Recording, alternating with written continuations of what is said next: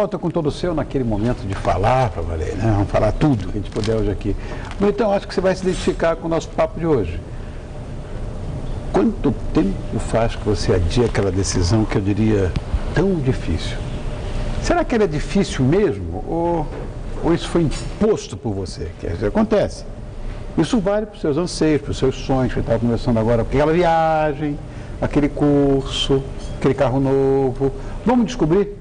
E, claro, trocar experiências com esses dois bonitões que não vão deixar para depois as ótimas respostas que serão dadas aqui. Primeiro, o Procurador de Justiça, Fernando Capês, que hoje faz 12 anos de idade, e o consultor empresarial, Cher Soares. Então, vamos lá. Menino, na opinião de vocês, o que as pessoas mais empurram com a barriga? Cher.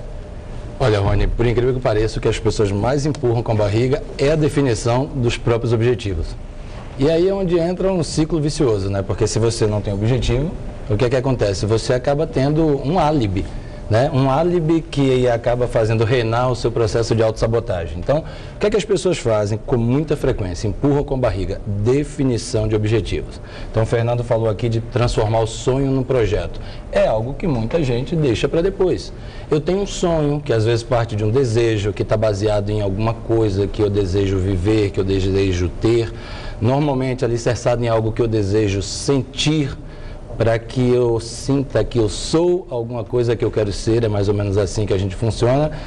Isso do desejo vira um sonho, mas nem sempre o sonho vira um projeto. E aí onde as pessoas empurram com a barriga, deixam para depois é pegar isso e transformar em objetivos palpáveis, tangíveis, concretos, com tempo e com uma relação de bônus-ônus, o que é que eu conquisto se eu fizer, o que é que eu deixo de conquistar se eu não fizer, o que preço eu preciso pagar para andar nessa direção.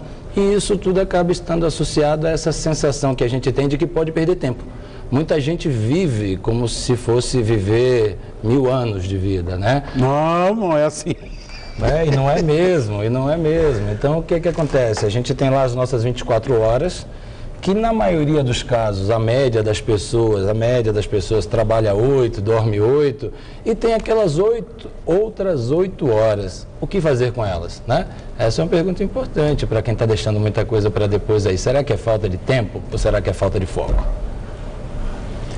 Olha, o Rony, tem São Tomás de Aquino e 200 anos depois o John Locke dizia o seguinte: todo mundo vem à Terra, chega para a vida com a consciência zerada. Ou seja, todo mundo começa do mesmo jeito. A diferença é aquilo que você fizer, aquilo que você buscar, o que você empreender. O que muitas vezes a gente pensa? Você tem um determinado sonho e você acha que aquilo é muito para você.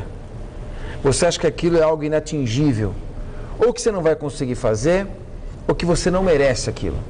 E aí você começa a empurrar com a barriga. Você fala, eu vou fazer isso depois. É como se você adiasse a sua decisão e, mais ainda, a execução daquilo que você quer. E quando você vai vivendo, à medida que o tempo vai passando, você acaba descobrindo que a vida não tem segredo. Que as pessoas que realmente chegaram lá ou realizaram os seus sonhos, a única diferença foi porque elas não tiveram medo de ir atrás do que elas queriam. Essa é a grande diferença. O mundo está aí, as oportunidades estão para todos.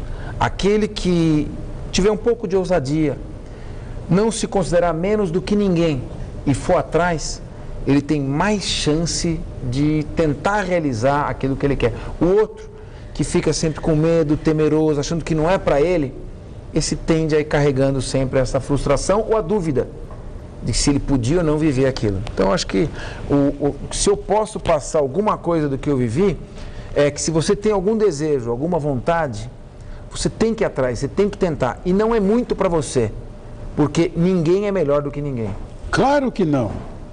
Então, assim, a questão do medo, né? O Fernando falou, o medo é um sentimento que faz parte da natureza. Em algum momento ele te protege, em algum momento ele te paralisa, né? Então, o que que acontece? Todo mundo que já viveu uma experiência, por exemplo, que tem medo de altura, né? Imagina qualquer pessoa que tem medo de altura, Rony, subir num trampolim daquele de saltos ornamentais e lá de cima olhar para baixo e falar assim, eu vou saltar. O que é que vai acontecer? Ele vai sentir medo. Aí ele diz, não, eu vou descer e quando passar o medo eu volto. E quando ele desce, passa o medo. E aí quando ele sobe, porque passou o medo, ele sobe, chega lá, vem o medo, porque ele está diante do desafio, né, que se impõe entre ele e o objetivo dele. E aí ele desce e passa o medo. Então a diferença que vai fazer, assim, de tempo em tempo a gente tem que fazer alguma coisa com medo. Com medo. Dá esse primeiro passo com medo. Simplesmente... Mas é com medo arriscar. que o covarde vira herói. Exatamente, porque se a gente também for esperar que haja um conjunto de forças que crie aquele momento perfeito para que as coisas aconteçam, o momento perfeito de escrever o livro, o momento perfeito de se casar, o momento perfeito de deixar o emprego, de mudar de emprego, de empreender, o momento perfeito de se descasar, se for o caso, por que não? Né? Talvez esse momento perfeito nunca aconteça. Então, às vezes, a gente está esperando por recursos, por situações que a gente já tem, que a gente já vive. Olha, na verdade, eu vou pegar até esse gancho aí da separação e pensar no casamento. Porque, na minha opinião, acredito que na sua também, minha bonitinha, não vale a pena deixar, vou deixar isso para depois do casamento. Já que o namoro entre você e o seu bonitão está tão firme. Porque eu vou dizer, os homens ainda adiam esse tipo de passo que é fundamental na vida. Então não pode chegar e dizer, depois do casamento. Isso não existe. E essa história dos medos, agora há pouco o Fernando falou para a gente em off, né, do medo que ele não teve em se candidatar. Quando todo mundo... Porque existem medos básicos na vida. Que um deles é o medo da velhice, o medo de ficar pobre, o medo de perder o amor de alguém. Napoleão Hill. Napoleão Hill, exatamente. Quer dizer, essas histórias são medos clássicos, né? E que não podem, até eles fazem parte da humanidade, senão não seríamos humanos se não tivesse esses medos. Mas que ele nos vença, nunca. A gente não pode deixar de fato. Exatamente. Aquilo que você falou, achei muito legal. Você vai ter só meia dúzia de votos? Vou pagar para ver. Pagou e viu que não era assim. Exatamente. Este programa aqui também é a mesma coisa. O projeto como... Você tem que mostrar desfile de travesti, tem que mostrar peito de fora, você tem que falar em sangue. A coisa hoje está meio escatológica, meio pornográfica, senão não dá audiência. Olha o que aconteceu com o programa que está no ar há 8 anos. Que beleza. Na contramão, as discussões nossas são filosóficas e tudo, mas isso é nossa missão.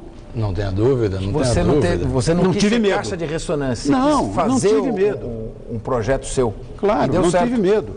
Você sabe que tem aquela história das 2 tartaruguinhas que estavam subindo a montanha e só uma chegou, a outra não? Porque a que chegou era surda.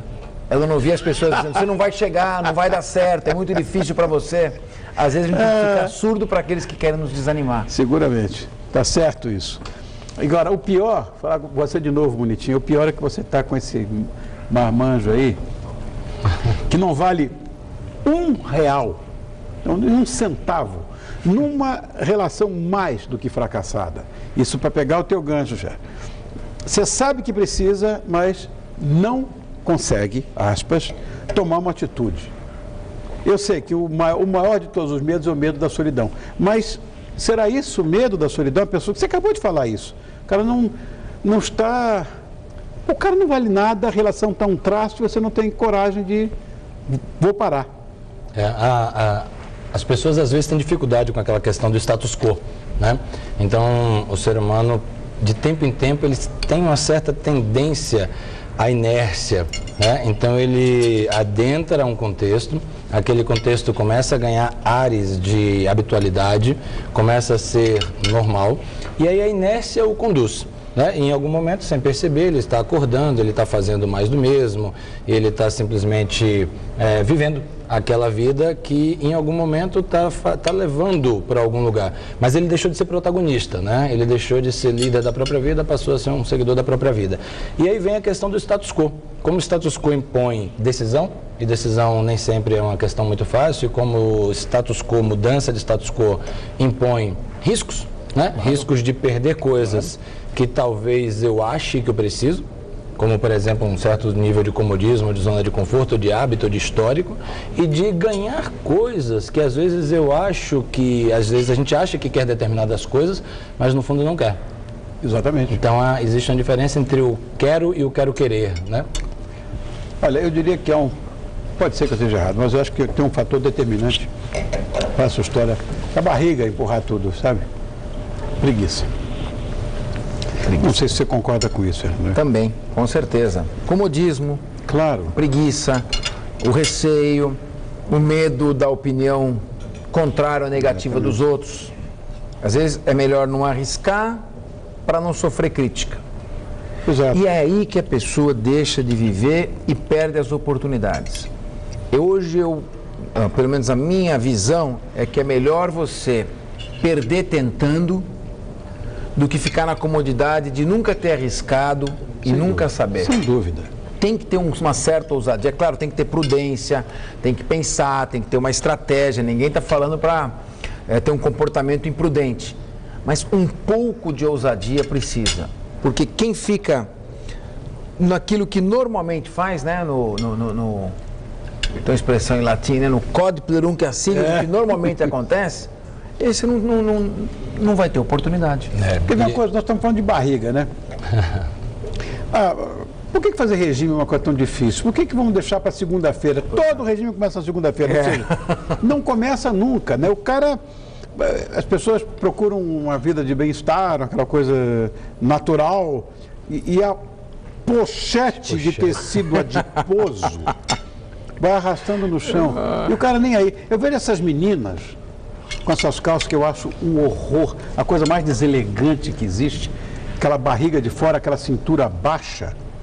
Tá, você tem uma barriguinha bonitinha, até tudo bem, mas aquela coisa... pochete, né? Ai, não, segunda-feira eu começo. Não vai começar. E aí, Rony, é o dilema de abrir mão de alguma recompensa de curto prazo em função de uma recompensa de longo prazo. De longo prazo. Então, esse é um desafio que se impõe para a humanidade e para quem quer parar de deixar para depois, para quem quer ser protagonista da sua própria vida. É assim, diante de uma mesa, e eu estou lá cheio de recompensas imediatas, e esse estudo, inclusive há estudos que são feitos há algum tempo com crianças que acompanham, são estudos fantásticos, que acompanham crianças que ficam diante de mesas de tentações, né, de doces, de brigadeiros, etc., e que recebem um desafio. É como se fosse uma pequena gincana, e elas recebem um desafio, assim, aqueles que conseguirem não comer agora, vão poder comer 2 vezes mais tarde. E eles acompanham essas crianças durante muito tempo. E assim, coisa de 10, 12 anos depois, você começa a ver a diferença que está fazendo na vida daquelas crianças que já não são mais crianças, esse comportamento de abrir mão de uma recompensa imediata em função de uma visão de futuro para si mesmo. É como as 12.000 páginas do livro, né? Então, se eu consigo olhar o que vai acontecer depois, aí eu inclusive conquisto energia para dar o primeiro passo, virar a capa, ler a primeira página. Você tem que estar focado no futuro, estou vendo aquele futuro. Portanto, arrumar o armário, parar de fumar, se declarar para aquela bonitinha que você gosta tanto, que você está apaixonado há anos, agora, já. E olha, eu vou dizer uma coisa para você bonitinha, para você também é bonitão. Depois de todo esse papo aqui, eu espero que essas respostas todas que nós tivemos aqui possam ter ajudado você e, claro, tenham dado uma clareada nas suas ideias. Pense no seguinte, imagine só se o saldo for positivo, se você receber o aumento desejado, se o seu bonitão corresponder ao seu amor, se a sua casa ficar ainda mais charmosa depois daquela arrumação, a sua vida vai ficar muito mais gostosa e você vai ser muito mais feliz. Fica aqui a dica do tio Rony. Valderi, você está ficando insuportável. Olha o que você vê. Eu vou dizer uma coisa. Esta é a melhor vida que eu comi em todo o meu bacalhau fresco. Sensacional. Maravilhoso. Vocês concordam comigo? Maravilhoso.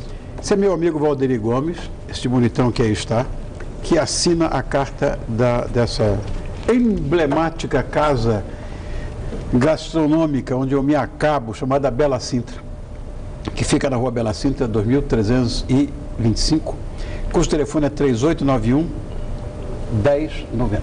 3891 1090. Obrigado, Valderi. Muito obrigado. Parabéns, meu irmão. Obrigado mais uma vez por estar aqui.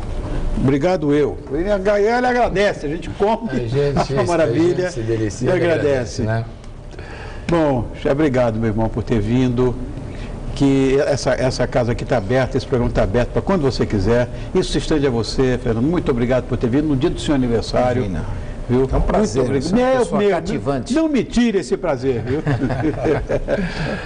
Legal, viu? Eu queria aproveitar, Rony, se você permitir, claro, e convidar dia 10 de abril, eu estou lançando meu livro, mais um livro, Código Penal Comentado. E queria convidar o seu telespectador, que eu sei que é uma audiência seleta, de pessoas interessadas, cultas, para irem, se quiserem, ali na Avenida Liberdade 956. Que eu Liberdade 956, dia 10 de abril, a partir das 18 horas, o Código Penal Comentado. Obrigado, querido. Obrigado. E muito sucesso no seu Código Penal Comentado. Querido.